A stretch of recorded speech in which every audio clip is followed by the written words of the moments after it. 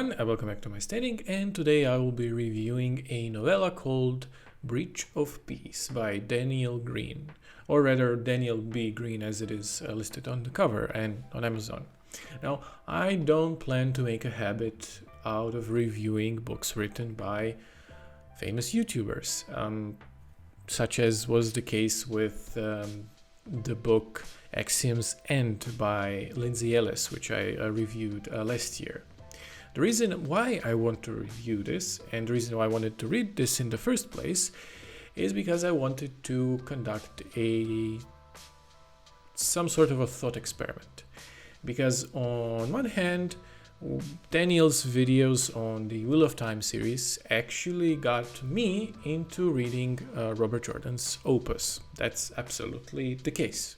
That was the case, and which led me to making music and about Wheel of Time and so on and so forth.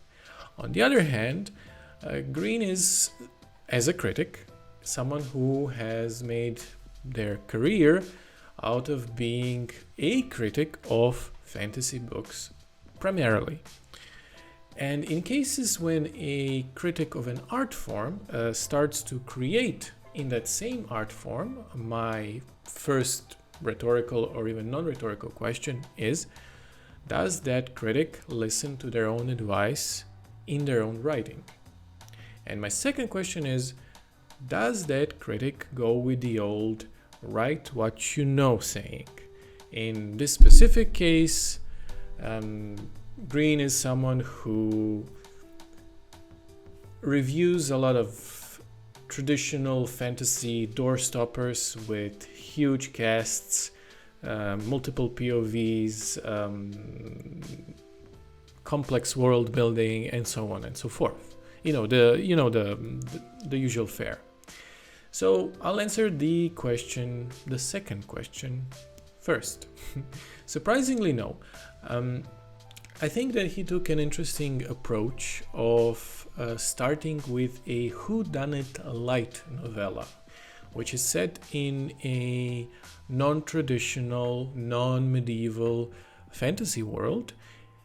It is set in a grimy turn-of-the-century post-industrial revolution secondary world, and the cast is small. It follows a group of police inspectors as they uncover this stomach-churning crime scene.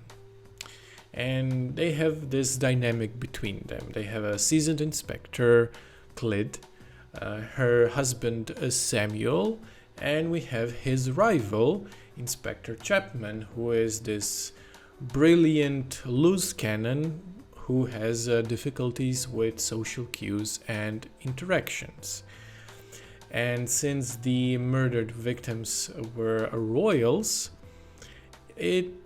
the whole thing kind of offsets a series of wild speculations and conspiracies that have huge potential repercussions.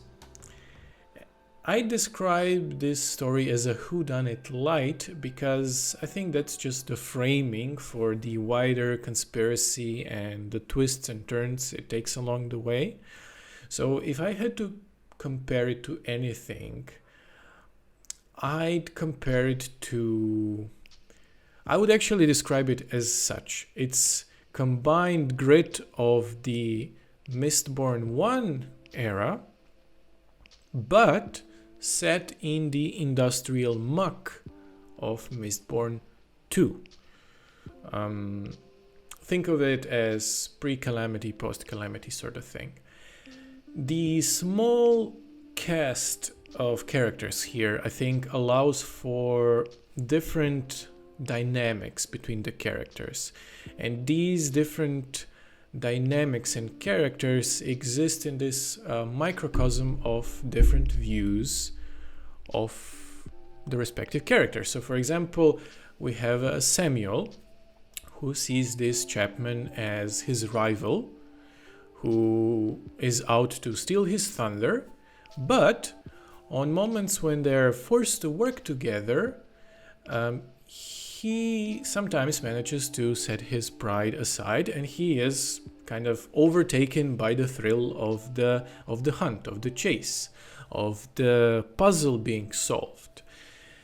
And this is where his character comes to shine. On the other hand, we have Chapman, who is this person who is almost too much pathologically dedicated to solving a case, and fiercely intelligent. But Chapman is, I think, unable to see that and realize that other people have feelings, and that there's actually more to people than his somewhat a binary view of the world as those with high raw intellect and those without it.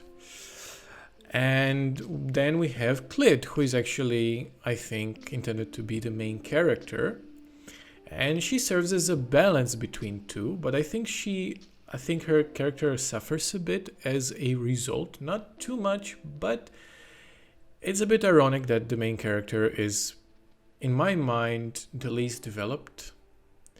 But that's not all.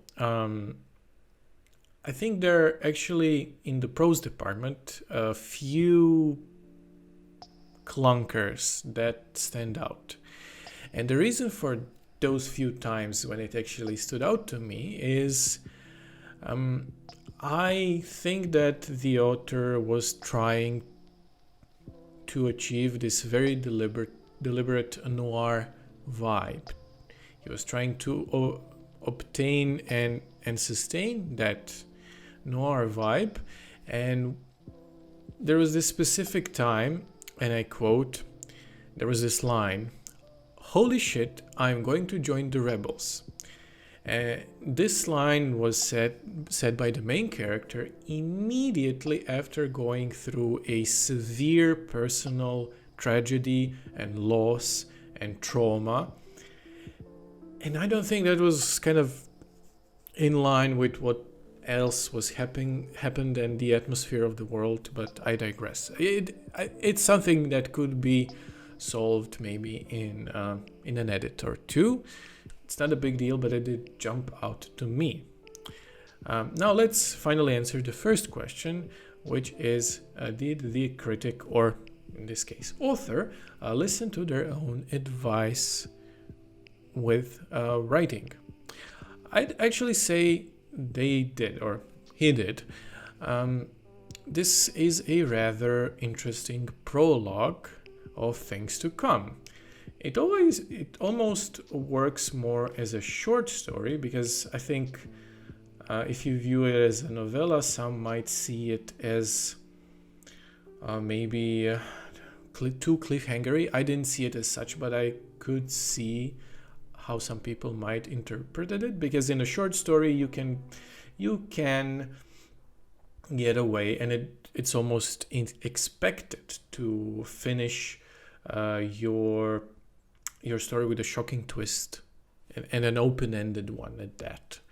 So this is a short piece of fiction which is not terribly predictable and has an interesting blend of body horror, which surprised me, industrial setting, and noir framing, which I think is actually a winning formula if it can be maintained. So I'd recommend it, actually. I am looking forward to more. I do hope the next one actually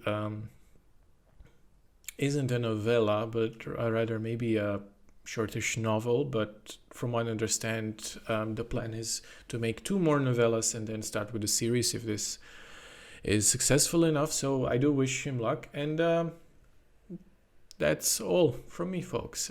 Thank you, everyone, for your support, especially my Patreons. And see you next time. Bye-bye.